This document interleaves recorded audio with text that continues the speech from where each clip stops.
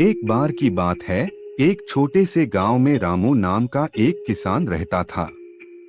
रामू बहुत मेहनती था और अपने खेतों में दिन रात काम करता था।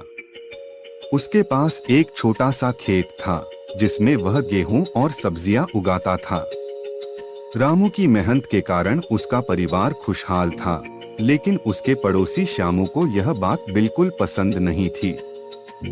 श्यामू आलसी और ईर्ष्यालु था।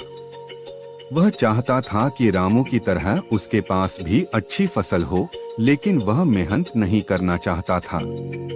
एक दिन श्यामू ने रामू से पूछा, तुम्हारी फसल इतनी अच्छी कैसे होती है? क्या तुम कोई जादू? रामू ने मुस्कुराते हुए कहा, जादू नहीं, बस मेहनत और समय पर काम करना। अगर तुम भी मेहनत करोगे तो तुम्हारी फसल भी अच्छी होगी। लेकिन श्यामू को यह बात पसंद नहीं आई। उसने सोचा कि रामू उसे अपना राज नहीं बता रहा है। एक रात श्यामू ने रामू के खेत में जाकर कुछ बीज चुरा लिए। उसने सोचा कि अगर वह इन बीजों को अपने खेत में बोएगा तो उसकी फसल भी रामू की तरह अच्छी होगी। कुछ दिनों बाद उसके खेत में पौधे उग आए, लेकिन वे पौधे रामू के पौधों से बिल्कुल अलग थे। श्यामू को समझ नहीं आ रहा था कि ऐसा क्यों हो रहा है। उसने फिर से रामू से पूछा, तुम्हारे खेत में तो सब कुछ अच्छा हो रहा है, लेकिन मेरे खेत में कुछ भी नहीं हो रहा।